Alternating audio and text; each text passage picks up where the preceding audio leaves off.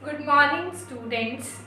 ये second part है 8th class का। अगर आपने फर्स्ट पार्ट नहीं देखा है तो आप डिस्क्रिप्शन में जाकर के आई बटन को प्रेस करके देख सकते हैं। इस वीडियो में हम बात करेंगे फार्मिंग में इन्वॉल्व स्टेप्स के बारे में। हमने पहले भी 2 स्टेप्स पढ़ी। We had studied about the previous 2 steps, preparation of soil and seed sowing.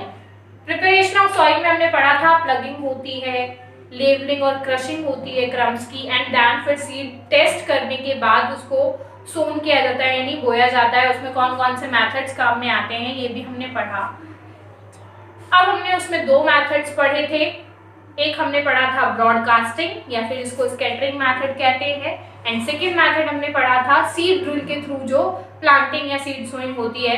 इसके अलावा एक और मेथड होता है ट्रांसप्लांटिंग। कुछ प्लांट्स ऐसे होते हैं जो कि एक जगह पर नहीं उगा कर रखे जा सकते, या फिर उनकी जो छोटे छोटे सीडलिंग्स हैं, छोटी छोटी पौध है, वो कहीं और बना करके उनको फिर फार्म्स में ट्रांसप्लांट किया जाता है। जैसे राइस है, राइस के जो पौधे हैं पहले नर्सरीज में तैयार होते हैं, छोटे से प्लॉट में तैयार होते हैं, देन उनको ट्रांसप्लांट किया जाता है। यानी वो जब छोटे छोटे से पौधे होते हैं, बीज को कहीं और उगाया जाता है, फिर उसको निकाल करके कहीं और उगा दिया जाता है। सो नेक्स्ट मेथड और next step in farming is manuring and fertilising. Manuring and fertilising, पेड़ आपने उगा दिया, उसके बाद उसकी कुछ डिमांड होती है। जैसे हम भी हैं, हमें भी क्या चाहिए होता है, फूड। सो इसी तरह से हमें न्यूट्रिएंट्स चाहिए फूड से, तो इसी तरह से प्लांट्स को भी क्या चाहिए होते हैं, न्यूट्रिएंट्स। प्लांट्स अपने न्यूट्रिएंट्स किस में से लेते हैं, सॉइल में से। सो सॉइल कैसी होनी चाहिए, न्यूट्रिएंट रिच होनी चाहिए, यानी जो न्यूट्रिएंट्स उस प्लांट को चाहिए वो उसके अंदर होने चाहिए।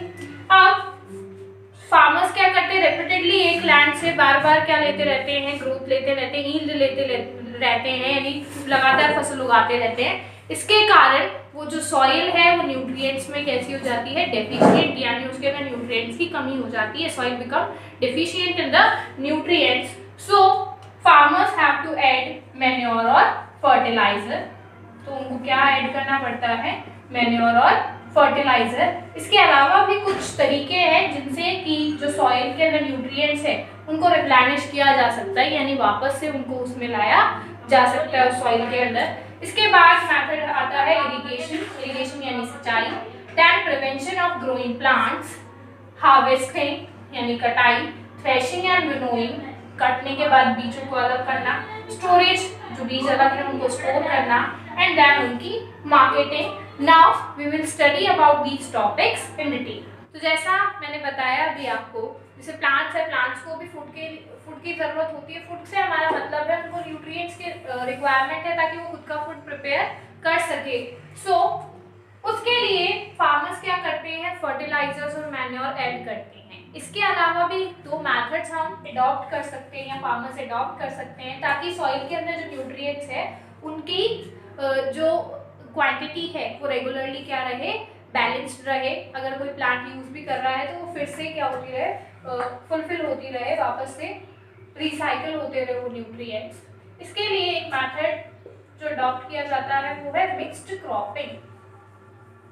मिक्स्ड क्रॉपिंग वैसे इसका सबसे अच्छा जरिया तो ये है कि फार्मर क्या करे, अपने फील्ड को अनकल्टिवेटेड रहने दे 1 या 2 सीजन के लिए। इससे होगा क्या कि वहाँ पर जो डेड प्लांट्स, डेड रिमेन्स हैं, डेड एनिमल्स हैं, उनकी वजह से उस सॉइल में न्यूट्रिएंट्स फिर से क्या हो जाएंगे, जो न्यूट्रिएंट्स की डेफिशिएंसी हुई थी वो फुलफिल हो जाएगी, वो हील हो जाएगी। वहाँ पे फिर से वो न्यूट्रिएंट्स की अमाउंट, प्रॉपर अमाउंट में वो न्यूट्रिएंट्स वहाँ पर होंगे।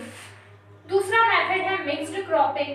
मिक्स्ड क्रॉपिंग का मतलब है कि एक साथ एक ही लैंड के पीस पर एक साथ 2 तरह की क्रॉप लेना, और वो 2 क्रॉप कैसी हो कि एक क्रॉप दूसरे की रिक्वायरमेंट को क्या कर रही हो, पूरा। जैसे कि वीट जो उगाया जाता है, वीट के साथ ग्राम यानी चने की फसल उगाई जाती है। वीट यानी होता है गेहूं, और गेहूं के साथ क्या उगा दिया जाता है, चना। दोनों के बीच साथ में उगाए जाते हैं। इससे एक तरफ गेहूं उग रहा है, एक रो जैसे चने की, एक रो गेहूं की है। अब वीट को ज्यादा क्या चाहिए, नाइट्रोजन, और जो ग्राम है उसको नाइट्रोजन, वो तो नाइट्रोजन बना सकता है, अब पौधा नहीं बना सकता नाइट्रोजन, बट जितने भी लेग्यूमिनस प्लांट्स होते हैं, लेग्यूमिनस प्लांट से हमारा मतलब होता है ऐसे प्लांट्स जो दालों वाले पेड़ पौधे हैं, जिन पे दालें लगती है, या जो लेग्यूम फैमिली में आते हैं, यानी पल्सेस की फैमिली में आते हैं। ऐसे प्लांट की रूट्स में अगर हम उनको कट करेंगे, उनपे वैसे तो नोड्स होती हैं यानी गांठें होती है, अगर हम उनको कट करेंगे तो वो पिंक पिंक होगी। वो पिंक इसलिए होती है क्योंकि अंदर उनके एक बैक्टीरिया रहता है, that is known as rhizobium, या फिर इसको कहते हैं nitrogen fixation bacteria. Nitrogen fixation bacteria का मतलब है जो कि एटमॉस्फेयर की नाइट्रोजन को, जो नाइट्रोजन गैस है एटमॉस्फेयर में, उसको सॉल्यूबल नाइट्रेट्स में बदल देता है, यानी ऐसे सॉलिड फॉर्म में बदल देता है जो पानी के साथ घुल जाती है। सो वीट को ज्यादा किसकी जरूरत है? नाइट्रोजन की। नाइट्रोजन की अमाउंट को कौन पूरा कर रहा है? नाइट्रोजन की रिक्वायरमेंट को कौन पूरा कर रहा है? ग्राम। तो इस तरह से मिक्स्ड क्रॉपिंग की जाती है। तो ये एक मेथड है न्यूट्रिएंट्स की अमाउंट को, न्यूट्रिएंट्स के रिक्वायरमेंट को फुलफिल करने का। इसके अलावा एक और मेथड यूज किया जाता है, दैट इज क्रॉप रोटेशन, और ये जनरली प्रैक्टिस किया जाता है। क्रॉप रोटेशन का मतलब है एक पीस ऑफ लैंड पे बार बार एक ही फसल नहीं लेकर के अलग अलग तरह की फसल को उगाना। जैसे एक बार हमने ग्रेन्स उगा लिए तो दूसरी बार हमने उसी लैंड पे वेजिटेबल्स ग्रो कर ली। सो इससे होगा क्या, जो ग्रेन्स की रिक्वायरमेंट थी वो ग्रेन्स ने जो न्यूट्रिएंट्स लिए वो वेजिटेबल्स की रिक्वायरमेंट नहीं होगी, तो वो जो न्यूट्रिएंट्स जो कि ग्रेन्स ने लिए थे वो वहाँ पर फिर से क्या हो जाएंगे, रिसाइकल हो जाएंगे, जितने टाइम वहाँ पर क्या रहेगी, vegetable. So crop rotation and mix cropping दो मेथड्स हैं मैन्योर और फर्टिलाइजर को कम यूज करने का एक ऑप्शन है या ऑल्टरनेटिव है मैन्योर और फर्टिलाइजर का। अब मैन्योर और फर्टिलाइजर भी अगर हम डालते हैं तो इसमें से सबसे ज्यादा बेस्ट कौन होता है? मैन्योर। मैन्योर वैसे डालना चाहिए, बेस्ट होता है। Due to some economic reasons, कुछ इकोनॉमिक रीजंस की वजह से कि फार्मर्स जो हैं वो उन मेथड्स की बजाय क्या यूज करते हैं, मैन्योर और फर्टिलाइजर यूज करते हैं। अब मैन्योर और फर्टिलाइजर में एक बेसिक डिफरेंस है कि मैन्योर जो है वो एक ऑर्गेनिक सब्सटेंस होता है। ऑर्गेनिक का मतलब है कि वो किसी लिविंग थिंग से डिराइव हुआ है, कि वो किसी लिविंग थिंग से डिराइव हुआ है। वैसे ऑर्गेनिक कहा जाता है जो चीजें कार्बन को कंटेन करे, जो कार्बन से बनी हो। सो ऑर्गेनिक चीजों से जिस मैन्योर, जिस न्यूट्रिएंट रिच सब्सटेंस को हम बनाएंगे वो कहलाएगा क्या, मैन्योर। और इनऑर्गेनिक सब्सटेंस होता है क्या, फर्टिलाइजर। मैन्योर जैसे ड्राई लीव्स हैं उनको सुखा लिया, उनका कंपोस्ट हमने बनाया, उनको सड़ा करके, उनको डिकम्पोज करके, सो वो क्या होगा, मैन्योर। बट जो हम फैक्ट्रीज में देखते हैं, जो खाद जो हम दुकान से खरीद के लाते हैं पैक्ड आती है, जिनमें से स्मेल आ रही होती है, वो इनऑर्गेनिक सब्सटेंस होते हैं जो कि फैक्ट्री में बनते हैं, यानी वो किसी लिविंग थिंग से नहीं मिले हमें, वो किस में बनाए गए हैं, फैक्ट्री में। तो फैक्ट्री से मिलने वाली चीजों को क्या कहा है, फिर फैक्ट्री में बनने वाले जो खाद है उसको क्या कहा जाता है, फर्टिलाइजर। थर्ड थिंग, जो मैन्योर है वो ह्यूमस में रिच होता है। ह्यूमस यानी न्यूट्रिएंट रिच सॉइल, जो कि सॉइल को भी कैसी बना देती है, पोरस, यानी हल्की, जिसके अंदर मिट्टी कैसी हो जाती है, पोरस हो जाती है, यानी उसमें बहुत ज़्यादा लूज स्पेसेस हो जाती है ताकि मिट्टी इजीली वाटर को एब्जॉर्ब कर लेती है, वाटर को काफ़ी देर तक होल्ड करके रख सकती है। जो सॉइल है वो पोरस होती है तो इजीली रूट्स उसमें पेनिट्रेट कर सकती है। बट फर्टिलाइजर अगर हम ऐड करते हैं तो उसमें ह्यूमस नहीं होता है, फर्टिलाइजर में ह्यूमस नहीं होता है, तो सॉइल धीरे धीरे फर्टिलाइजर की वजह से क्या होने लगती है, इनफर्टाइल होने लगती है। It makes the soil texture more significant, यानी और ज्यादा कैसा बनाएगा, यूजफुल बनाएगा। ह्यूमस की वजह से मैन्योर क्या करेगा, सॉइल को और ज्यादा अच्छी गुड टेक्सचर वाली बना देगा ताकि प्लांट उस पर इजीली उग पाए। जबकि जो फर्टिलाइजर है वो क्रॉप को क्या पहुंचाएंगे, नुकसान पहुंचाएंगे। कुछ टाइम बाद सॉइल कैसी हो जाएगी, इनफर्टाइल, सॉइल के पार्टिकल्स कोर्स हो जाते हैं, मोटे हो जाते हैं और उनके बीच में स्पेस भी कम रहती है। ये न्यूट्रिएंट्स में रिच होती है, ह्यूमस होती है, इसलिए मैन्योर रिच होता है न्यूट्रिएंट्स में। जबकि उसमें सिर्फ एक न्यूट्रिएंट, मैन्योर आपने डाला तो उसमें बहुत तरह तरह के न्यूट्रिएंट्स होंगे, बट अगर आपने फर्टिलाइजर डाला तो वो जिस न्यूट्रिएंट वाला फर्टिलाइजर है, अगर उसमें नाइट्रोजन वाला फर्टिलाइजर है तो उसमें सिर्फ क्या होगी, नाइट्रोजन। अगर फास्फोरस वाला फर्टिलाइजर है तो उसमें सिर्फ क्या होगी, फास्फोरस। यानी एक पर्टिकुलर टाइप के न्यूट्रिएंट में ही वो रिच होते हैं। जो मैन्योर है उसके एग्जाम्पल है कौन कौन से, कंपोस्ट। कंपोस्ट यानी वर्मी कंपोस्ट जो केचुए की खाद होती है। ग्रीन मैन्योर का मतलब होते हैं कुछ ऐसे प्लांट्स जो कि खेत में उगाए जाते हैं और खेत में उगाने के बाद उनको वहीं काट करके डाल दिया जाता है, वही मिट्टी में हार्वेस्ट करके मिट्टी में मिला दिया जाता है। जैसे सनहैम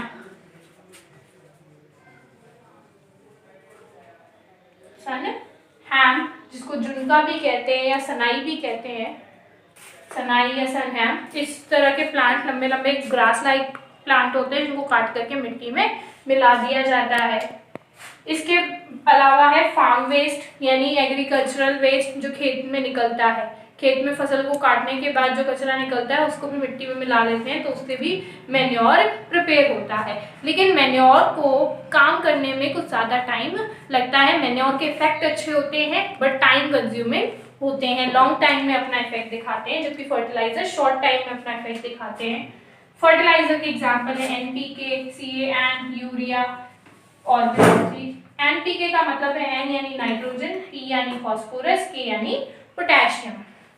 CAN का मतलब है K यानी कैल्शियम, A यानी अमोनियम और N यानी नाइट्रोजन। यानी NPK अगर हमने डाला तो उसमें कौन कौन से न्यूट्रिएंट है, नाइट्रोजन, फास्फोरस और पोटेशियम। CAN हमने डाला तो इसमें कौन कौन से न्यूट्रिएंट है, कैल्शियम, अमोनियम और नाइट्रोजन। सबसे कॉमन जो फर्टिलाइजर है वो क्या है, यूरिया। मैन्योर क्या करता है, मैन्योर सॉइल की वाटर होल्डिंग कैपेसिटी को भी बढ़ा देता है, यानी सॉइल ज़्यादा देर तक पानी को होल्ड करके रख सकती है, जल्दी से वो पानी सूखेगा नहीं। जबकि अगर हम फर्टिलाइजर्स ऐड करते हैं तो वाटर होल्डिंग कैपेसिटी भी सॉइल की कैसी हो जाती है, कम हो जाती है। तो अगर हम इधर मैन्योर और फर्टिलाइजर के बीच में हमने कंपैरिजन देखा तो अगर हम कंपेयर करें तो ज़्यादा यूजफुल कौन है हमारे लिए, मैन्योर। मैन्योर के बहुत सारे एडवांटेज है कि वो सॉइल को अच्छा बना देता है, सॉइल में ह्यूमस ऐड कर देता है, सॉइल पोरस हो जाती है, सॉइल की वाटर होल्डिंग कैपेसिटी इंक्रीज हो जाती है, सॉइल फर्टाइल हो जाती है, तो प्लांट्स इजीली उसमें क्या कर पाएंगे, ग्रो कर पाएंगे। बजाय फर्टिलाइजर के और भी कुछ हार्मफुल इफेक्ट्स है, जैसे फर्टिलाइजर हमने सॉइल में डाला, अब सॉइल में से प्लांट ने एब्जॉर्ब किया, सो वो फर्टिलाइजर किस में रह जाएगा, प्लांट में। जैसे हमने डाल दिया तो आपने देखा होगा खेत में जब छिड़काव होता है, छिड़काव होते वक्त जब भी ये यूरिया और ये सब चीज़ें डाली जाती है तो वो अपने फेस को कवर करके रखते हैं किसी क्लोथ से, माउथ को, नोज को, इनको क्लोज कर लेते हैं। क्यों ऐसा किया जाता है, क्योंकि ये हमारे लिए हार्मफुल है। प्लांट्स के लिए तो ये न्यूट्रिएंट्स है बट हमारे लिए क्या है, हार्मफुल। अगर प्लांट्स ज़्यादा एक्सेस अमाउंट में हमने इसको डाल दिया तो सॉइल तो इनफर्टाइल होगी ही, साथ साथ में ये प्लांट्स से हमारे तक, हम प्लांट्स को खाते हैं, अब हमारे से अगर हमारे को कोई और डिकम्पोज कर रहा है तो ये फिर से सॉइल में मिक्स हो जाते हैं। सो ये क्या करते हैं, ये फूड चेन में चलने लगते हैं, फूड चेन में न्यूट्रिएंट्स की अमाउंट बढ़ जाती है जो कि सभी के लिए क्या होती है, हार्मफुल। नेक्स्ट, सो फर्टिलाइजर हमारे लिए क्या है, हार्मफुल है, और मैन्योर क्या है, एडवांटेजेस है। नेक्स्ट स्टेप जो इन्वॉल्व है एग्रीकल्चर या फार्मिंग में वो है इरिगेशन, यानी खाद डालने के बाद, मैन्योर और फर्टिलाइजर ऐड करने के बाद, अब उसको एब्जॉर्ब, क्योंकि वो सॉलिड फॉर्म में है तो उसको एब्जॉर्ब करने के लिए किसकी जरूरत है, रूट्स एब्जॉर्ब करेगी, रूट्स वाटर को एब्जॉर्ब करती है। सो उन पे क्या डालना होगा, प्लांट्स पर वाटर स्प्रिंकल करना होगा, और वाटर को स्प्रिंकल करने को क्या कहते हैं, इरिगेशन। इरिगेशन के मेथड्स में बहुत सारा चेंज आया है पुराने समय से लेकर के अब तक। अगर हम ओल्ड एज टेक्निक्स देखें और न्यू एज टेक्निक्स देखें तो यहाँ पे बहुत सारे चेंजेस है। पहले लोग क्या यूज करते थे पेड़ों में पानी देने के लिए, ओल्ड या इंडिजीनियस मैथड्स। इंडिजीनियस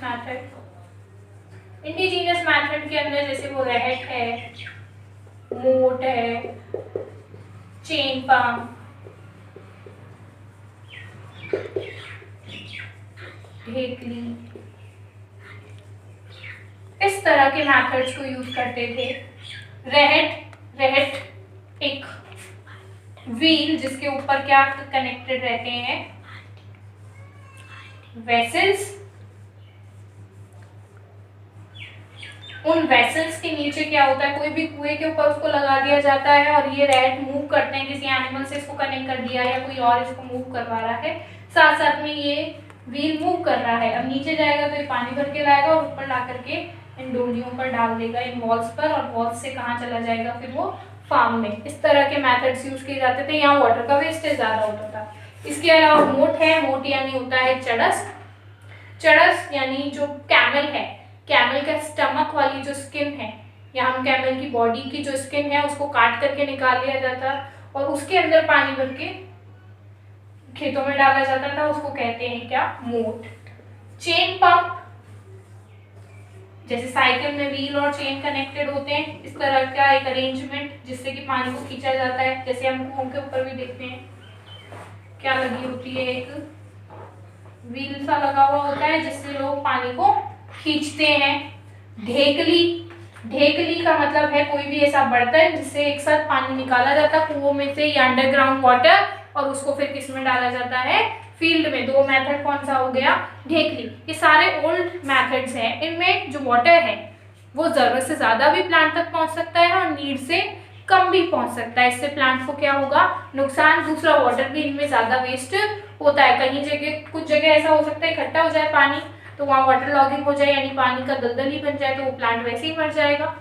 ये क्यों मर जाएगा, इसका आंसर आप जानते भी हो। वाटर लॉगिंग की वजह से प्लांट्स क्यों मरते हैं, एक जगह अगर हम एक प्लांट को नीड से ज्यादा पानी दे देते हैं वो क्यों मरता है, इसका आंसर भी आप मुझे देंगे। दूसरा जो मेथड है वो है कौन सा, जो प्रेजेंट या मॉडर्न मेथड्स हैं उनमें हम दो मेथड्स पढ़ते हैं, sprinkler irrigation and drip irrigation. Sprinkler irrigation generally किया जाता है। स्प्रिंकलर इरिगेशन में क्या होते हैं, पाइप्स, उनके ऊपर परपेंडिकुलर पाइप्स नोजल के साथ लगाए जाते हैं और इन पाइप्स के अंदर मोटर के थ्रू, जो इलेक्ट्रिक मोटर्स हैं उनके थ्रू पानी पहुंचाया जाता है। ये नोजल जब रोटेट होती है तो वाटर क्या होता है, यहाँ पर स्प्रिंकल होता है। ये मेथड यूज होता है अनइवन लैंड्स पर, यानी ऐसी लैंड्स पर जहाँ ऊबड़ खाबड़ जमीन है या जहाँ पर कहीं पर ऊंचाई है तो कहीं पर नीचे है, डेप्थ है। ड्रिप इरिगेशन जो प्लेन लैंड्स होती हैं, प्लेन फील्ड्स होते हैं, वहाँ यूज होता है। इसके अंदर एक प्लांट की रो है तो प्लांट की रो के परपेंडिकुलर जो सरफेस है, फार्म की सरफेस है, उसके परपेंडिकुलर छोटे छोटे से पाइप्स होते हैं जिनमें क्या होते हैं, होल्स होते हैं। जो प्लांट की रूट है उसके पास क्या होता है, एक छोटा सा होल जिससे ड्रॉप बाय ड्रॉप वाटर कहाँ तक पहुँचता है, उस प्लांट तक पहुँचता है। This is known as drip irrigation. और ये कहाँ कहाँ आता है, फ्लैट लैंड या फिर जो प्लेन लैंड्स है या प्लेन फॉर्म्स है उनके अंदर।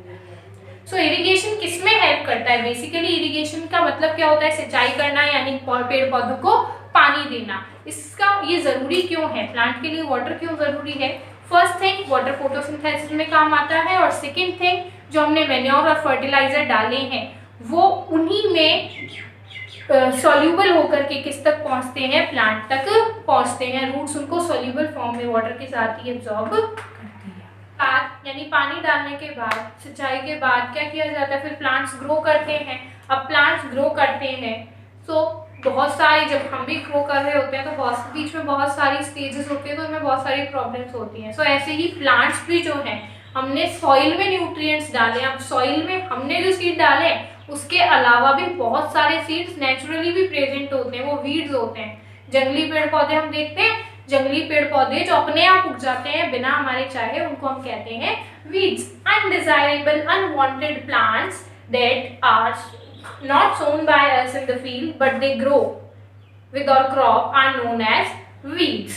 So वो weeds क्या होती हैं, वो grow हो जाती है तो वो हमारे plants के साथ competition करने लगती है, फूड को लेकर, वाटर को लेकर, सनलाइट को लेकर के।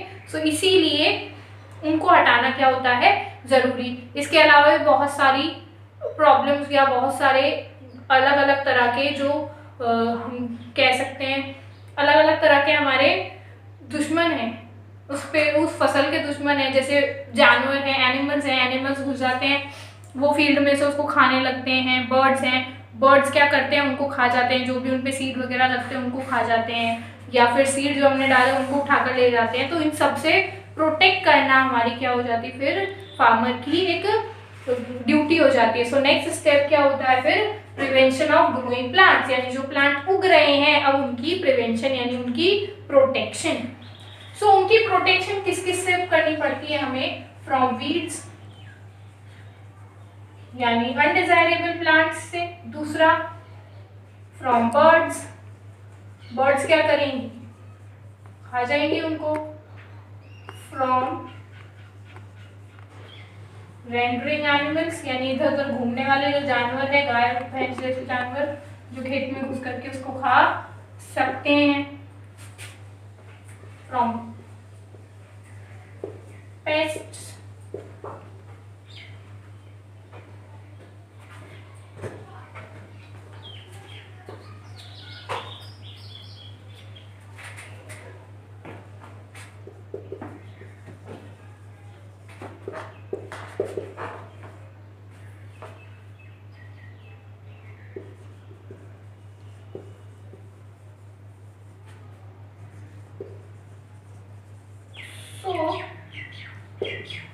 ये कुछ चीजें हैं जिनसे हमें पेड़ पौधों को बचाना पड़ता है। वीड्स से बचाना पड़ता है, वीड्स यानी अनडिजायरेबल प्लांट, जो जंगली पेड़ पौधे बिना हमारे उगाए गए जो कंपटीशन कर रहे हैं फूड के लिए, सो उनको हटाने के लिए एक मेथड यूज करते हैं क्या, वीडिंग। अब वीडिंग मैनुअल भी होती है, मैनुअल वीडिंग यानी जिसको हम निराई गुड़ाई कहते हैं, यानी जो खेत है खेत के बीच में से डालते हैं ना, हटा देते हैं प्लांट्स है उनको उखाड़ करके हटा देते हैं, वो मैनुअल वीडिंग है, ठीक है। उसके अलावा वीडीसाइड्स यूज करते हैं। वीडीसाइड्स यानी ऐसे केमिकल्स होते हैं जो उन वीड्स को मार देते हैं, बिना हमारे क्रॉप को डिस्ट्रॉय किए वो क्या करते हैं, उन वीड्स को मार देते हैं। तो ऐसे केमिकल्स भी खेत में डाले जाते हैं। So this is weeding. Weeds से कौन बचाएगा, वीडिंग। अब वीड्स के एग्जाम्पल जैसे जो हम बथुआ खाते हैं, चीनोपोडियम, बथुए को क्या कहा जाता है, चीनोपोडियम, एमरैंथस, एमरैंथस होता है चौलाई, बारिश के मौसम में देखा होगा, बारिश के मौसम में क्या उग जाती है, चौलाई, तो वो भी क्या होती है, एक तरह की वीड। इसके अलावा बहुत सारी वीड है, ग्रास है, ग्रास भी एक तरह की वीड है, जो वाइल्ड ओट्स है वो भी एक तरह की क्या है, वीड है। सो ये सब क्या है, वीड्स हैं जो खेत में हमारे पेड़ पौधों के साथ उग जाती है, जिनको हटाने के लिए हम कौन सा मेथड यूज करते हैं, वीडिंग। और मारने के लिए कौन से केमिकल्स यूज करते हैं, वीडीसाइड्स। सेकेंड थिंग, बर्ड्स हैं। बर्ड्स क्या करते हैं, बर्ड्स जो सीड्स हम डालते हैं उनको खा जाते हैं, या ग्रोइंग क्रॉप है उसको भी खा जाते हैं, उसमें से तिनके विनके हटाने के लिए उनको भी नुकसान पहुंचा सकते हैं। तो उनको डराने के लिए स्केयर क्रो बनाते हैं। आपने खेत में देखा भी होगा, आदमी खड़ा कर देते हैं जिसके मुंह पे मटका लगा देते हैं, वो बर्ड्स को डराता है, that is square crow. From rendering animals, इधर उधर जो जानवर घूमते रहते हैं, गाय भैंसे से, रूमिनेंट्स जो चारा खाते हैं, तो वो खेत को भी खा सकते हैं। तो उनसे बचाने के लिए खेत की क्या करते हैं, फेंसिंग यानी चारों ओर क्या लगा देते हैं, तार लगा देते हैं ताकि वो घुस ना पाए। पेस्ट यानी कीड़े मकोड़े होते हैं जो कि उस फसल को खा सकते हैं, उनसे बचाने के लिए क्या डालते हैं, पेस्टिसाइड यानी ऐसे केमिकल्स जो कि उनको मार दें, बिना फसल को नुकसान पहुंचाए, बिना क्रॉप को हार्म किए। The chemical substances those can destroy the paste without harming और क्रॉप। या फिर इंसेक्टिसाइड्स, इंसेक्ट्स को मारने के लिए इंसेक्टिसाइड्स, कीड़े मकोड़े खा सकते, बीमारी लग सकती है उनको, इसलिए डाला जाता है। डिजास्टर्स, जैसे हो सकता है बाढ़ आ गई, बाढ़ आ गई तो वहाँ पानी इकट्ठा हो जाएगा, उसको निकालने के लिए वहाँ प्रॉपर क्या होना चाहिए, ड्रेनेज सिस्टम होना चाहिए। खेत में आपने देखा होगा रोज बनाई जाती है, प्रॉपर ड्रेनेज सिस्टम होता है, ड्रेन्स बनाई जाती है, क्यारियां बनाई जाती है, क्यारियां बोलते हैं जिनको हम हिंदी में, तो बीच में उनको एक्स्ट्रा वाटर निकलने के लिए स्पेस होती है। तो वो ड्रेनेज सिस्टम कब काम आता है, जब वहाँ क्या आ जाए, फ्लड। बट जनरली फ्लड हमारे यहाँ नहीं आती, हमारे यहाँ क्या पड़ता है, सूखा यानी बारिश नहीं होती है, ड्रॉट। सो ड्रॉट से बचाने के लिए प्रॉपर हमें क्या करना होगा, उसका इरिगेशन यानी प्रॉपरली इरिगेट करना होगा उस क्रॉप को, लगातार या अच्छे से उस पेड़ जो हमारी फसल है उन पे क्या डालना होगा, पानी। ये टॉपिक आगे भी कंटिन्यू रहेगा हमारे नेक्स्ट वीडियो में, और वो लास्ट वीडियो होगी इस चैप्टर की। सो अगर आपको कोई डाउट है so you can write in the comment section.